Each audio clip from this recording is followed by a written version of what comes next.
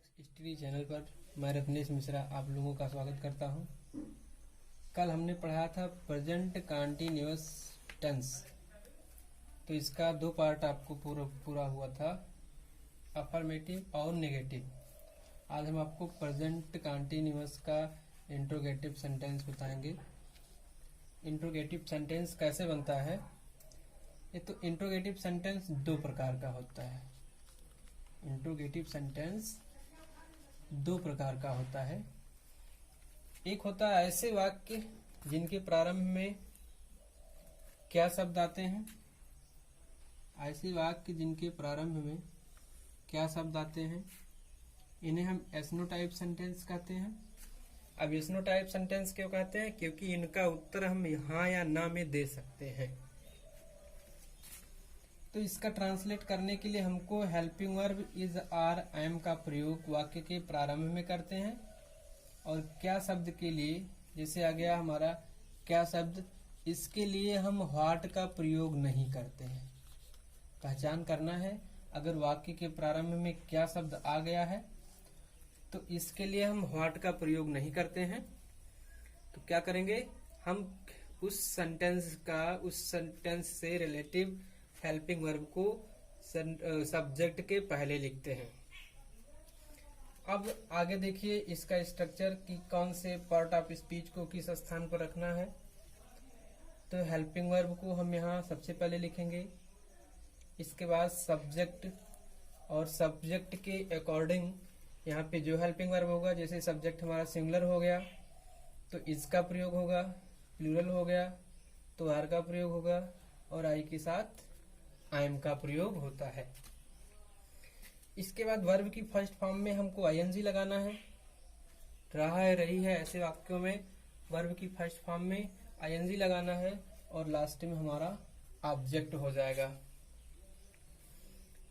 जैसे क्या वह निबंध लिख रहा है, क्या वह निबंध लिख रहा है। तो क्या की इंग्लिश न लिखकर हम वह के अनुसार, वह होता है ही, और ही के साथ क्या लगाएंगे, ही के साथ इसका प्रयोग कर देते हैं। ही के साथ इसका प्रयोग, इसका प्रयोग ही सब्जेक्ट हो गया तो इसका प्रयोग सब्जेक्ट से पहले हो जाएगा अकॉर्डिंग टू स्ट्रक्चर। अब इसके बाद वर्ब की फर्स्ट फॉर्म में आईएनजी लगाना है। तो लिख रहा है, लिखना वर्ब है हमारा, मुख्य क्रिया है हमारा वर्ब लिखना। तो लिखना का होता है इंग्लिश राइट, WRITE। तो राइट में ई हटा के हम आईएनजी जोड़ देंगे तो ये हो जाएगा हमारा राइटिंग। अब क्या लिख रहा है, तो ऑब्जेक्ट हमको मिलेगा निबंध। निबंध ऐसे होता है, और इसके साथ हम आर्टिकल एन का प्रयोग कर देंगे, एन ऐसे हो जाएगा। एक बार फिर देखिएगा, क्या वह निबंध लिख रहा है, इज ही राइटिंग एन ऐसे, और हिंदी और इंग्लिश दोनों वाक्यों में क्वेश्चन मार्क अनिवार्य है। दूसरा एग्जाम्पल देखिए, दूसरा एग्जाम्पल हमने एक प्लूरल का लिया है। क्या लड़कियां मैदान में खेल रही हैं, मैदान में कौन खेल रही हैं, लड़कियां। लड़कियां हमारा सब्जेक्ट हो गया आपका प्लूरल, जिस सब्जेक्ट में एस या आई एस लगाने से प्लूरल बन जाता है। तो ये हो गया आपका गर्ल्स। अब गर्ल्स प्लूरल हो गया, इसलिए हमने सबसे पहले आर का प्रयोग किया है, क्या के लिए हम व्हाट का प्रयोग नहीं करेंगे। इसके बाद देखिए खेल रही हैं, खेलना का इंग्लिश प्ले होता है, प्ले के लिए हमने प्लेइंग लगा दिया है अकॉर्डिंग टू द स्ट्रक्चर। और लास्ट में हमको है मैदान में, मैदान में ये आपको सिचुएशन बता रहा है, में बता रहा है आपका संबंध, क्या बता रहा है, संबंध, जो कि प्रीपोजिशन का काम करता है। ये द फील्ड से संबंध स्थापित करता है, इन द फील्ड हो जाएगा मैदान में। दोबारा देखिए, क्या लड़कियां मैदान में खेल रही हैं, are the girls playing in the field, और दोनों वाक्यों में क्वेश्चन मार्क लगाना अनिवार्य है। तो ये बात हो गई फर्स्ट टाइप इंट्रोगेटिव में, आशा करते हैं समझ में आ गया होगा।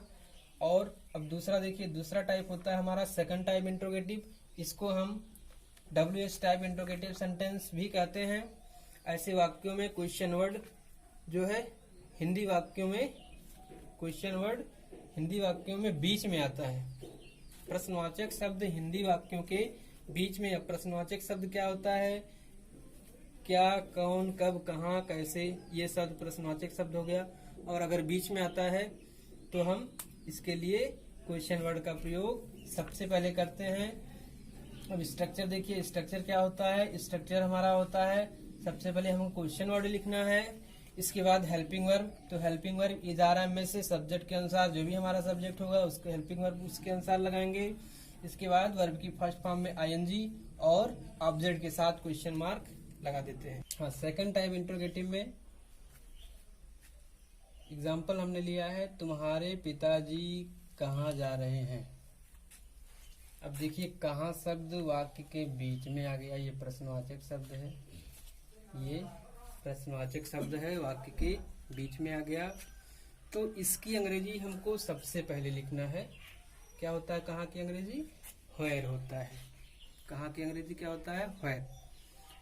अब कौन जा रहा है, ये हमारा सब्जेक्ट मिल जाएगा, तुम्हारे पिताजी।